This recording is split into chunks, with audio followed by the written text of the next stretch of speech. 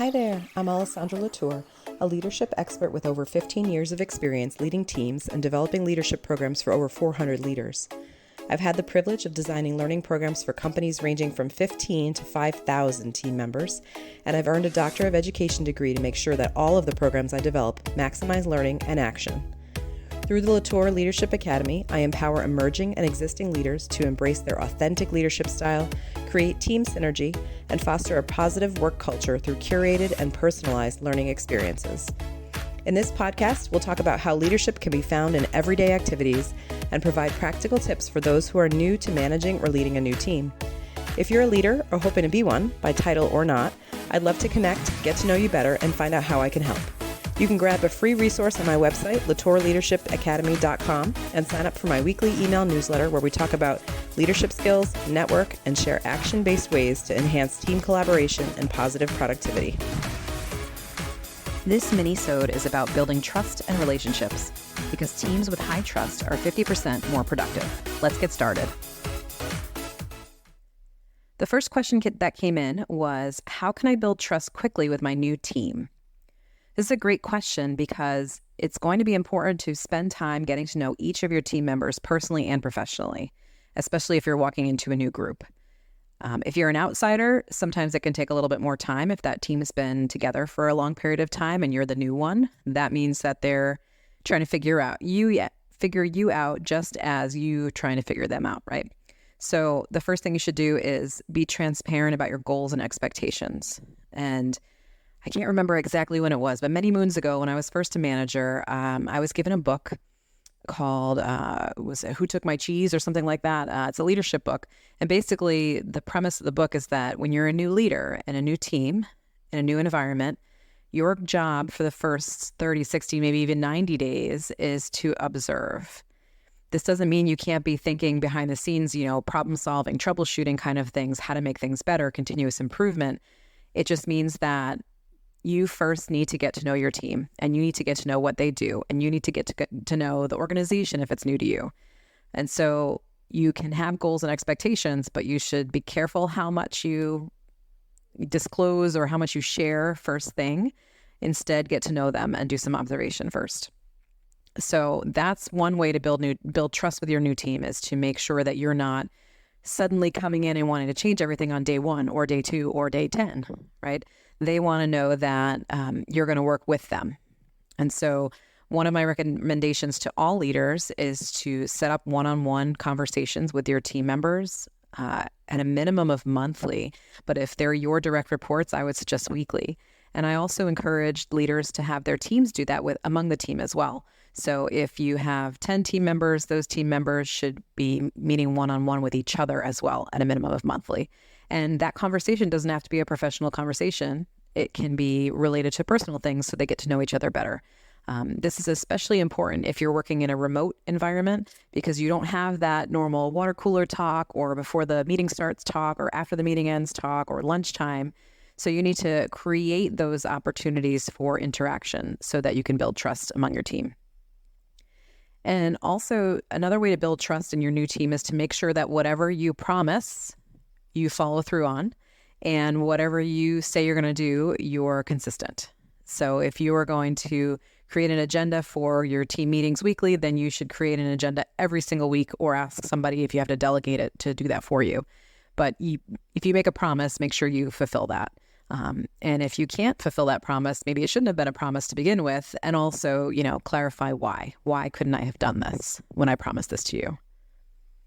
But that's a great question. Trust is the foundation for everything else that happens within the team. Healthy conflict, accountability, decision-making, celebrating even team success is all based on trust. So it's a great foundation to have with your team. All right, the next question is about how do I balance being approachable and maintaining authority? Another great question. I've dealt with this myself. When I first was a manager, I thought that meant I had to be authoritative and not necessarily assertive, but maybe more aggressive, especially being a woman, to manage my team. And I learned that being approachable, maintaining authority, and being assertive were better than the harder approach. So while you need to set clear boundaries, you still need to be open and accessible. So that might mean that you say, you're going to get your work done, and I'm going to trust that you're going to get your work done. You're going to have autonomy. But I also, when I need to follow up with you and check on things, I expect that the work is done, right? You're setting expectations there and maintaining clear boundaries, and also saying, I'm available for support if you need it, but I expect that you're going to get the work done. So ask me, ask your coworkers, ask whoever you have to for help, but know that, you're expected to get your things done. The other thing is to communicate openly and empathetically while also being decisive. So it's a little bit tricky, right? You have to be somewhat transparent and communicate openly with your team. Sometimes you can't be as transparent as you'd like, just based on the nature of the company or the work or your position. You want to be empathetic to them. So you want to understand where they're coming from and how whatever you are doing or saying is causing, anything going on with them. And then being decisive. So you can communicate with your team and you can be empathetic, but eventually somebody's got to make a decision. You as the leader might have more information than some of your team members. So you might have to say, okay, we've had a great discussion. I'm going to go back and do X because I know ABC is happening behind the scenes that you may not be aware of, or something like that. So being approachable is you're communicating openly and empathetically, but you're also still being decisive when you have to. And then to maintain that authority and be approachable, lead by example and demonstrate what you expect from your team, right? If you expect them to be approachable, but also have the experience and expertise to show their authority in a particular area, show them that you value that authority, right? So if somebody's an expert in a particular area on your team, use them for projects that require that. Have them give the presentations that are in their area of expertise. Have them join you in meetings where somebody with their expertise is needed. Lead by example, and you maintain authority over them while also asking them to exert their authority. And that goes back to trust too. If you trust your team being experts in what you've hired them to do, then you should very easily be able to lead by example in that way. All right, the final question in this building trust and relationships section here was, how do I set clear expectations without micromanaging? So this is interesting. I put a post recently on LinkedIn about micromanaging and whether there's any use to that in leadership. And there were some varied responses. Some, please no, never micromanage. And others, well, if you're a brand new person, you as a leader might need to, or your team member is a brand new person, you as a leader might need to say, okay, I'm going to work with you. I'm going to work side by side with you. I'm going to check in more often. And that might feel a little micromanagey, but it is going to help that person onboard better or train better or learn a new skill. Or you're going to build your relationship with them because you're supporting them. So micromanaging might have a positive connotation in those kind of instances. Anyway, so if you're trying to avoid micromanaging with your, regular team, it's not somebody brand new, you'll want to make sure that you clearly define roles, responsibilities, and deadlines. If you're expecting to check in weekly with somebody, there is no need for you to check in biweekly, or twice a week, I should say, with that person, right? If you give them a deadline and they don't reach it, then you might need to resort to a little bit more frequent check-in on the next project. Right? And it might feel more micromanaging, but there's a purpose behind that. You'll also want to make sure that you trust your team members to manage their tasks and you offer them support as needed. So if you're having a one-on-one with your team member, you might check in on their projects. You might ask, okay, this project sounds like it's going well. Is there anything that you need from me on my end to help you through that project or with that next task or to meet that deadline, right? So trusting them to do their work, but also offering support as needed. And I think the most important thing to set clear expectations without micromanaging is to provide regular check-ins and feedback, right?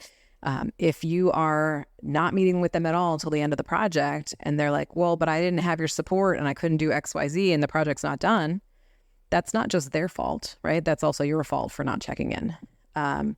When you do check in, you'll want to focus on outcomes rather than processes because nobody's going to do it the way you would do it. And unless they absolutely have to do it the way you do it for whatever reason, you should focus on the outcome and not on what their process was. So let them have the opportunity to be creative in the way that they are and do the work that they want to do as they see as they want to do it rather, and focus on the outcome rather than the process. That's going to help them feel like you're looking at the end result. You're not looking at everything in the middle that they did, and that feels less micromanaging than if you were to focus on their process and not the outcome.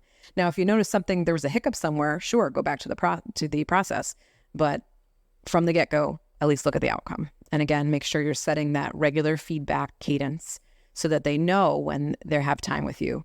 And what's great about that also, setting that cadence of feedback, is that the team member will be more likely to bring something to you at those regular meetings than, let's say there's somebody who doesn't like to ask for help.